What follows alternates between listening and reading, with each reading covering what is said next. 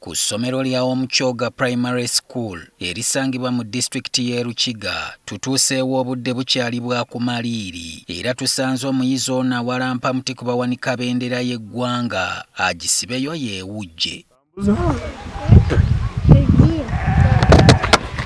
Abayizi abalala babadde bakyezingiridde olw'olwewo lw'okunkya olubadde lubameketa eŋŋumba.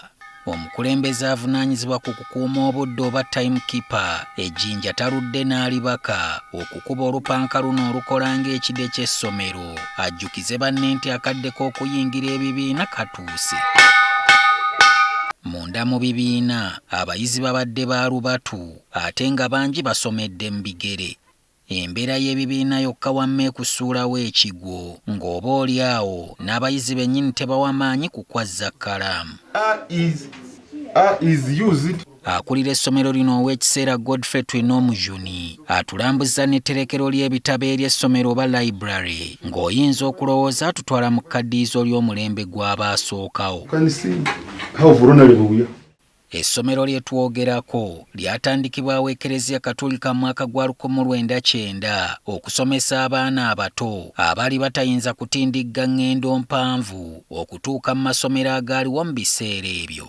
Lino lyajja lyongerwako ebibiina wabula mu 2000 lyalemerera be baalirekera era ne basaba gavumenti yezza obuvunaanyizibwa bwalyo. Bano baaweebwa abasomesa 2 bokka abasasulwa gavumenti. We have only 2 government paid teachers. Others are being supported by parents.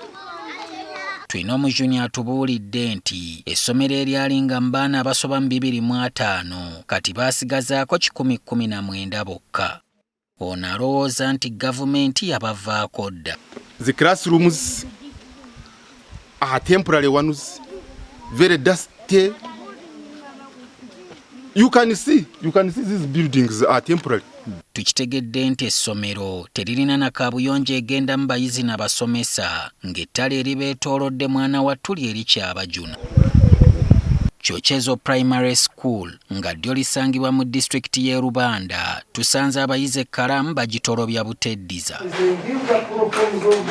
Kyokka bano bwe banyumya embeera mwe basomeseza abayizi okwata ne ku ttama. Amyuka alikulira Alex Byamukama agamba nti balina abayizi bangi abasukka ku abo be balina okuba nabo. By each class there are more than 68 children, and yet the government said that each class should handle only 53 children.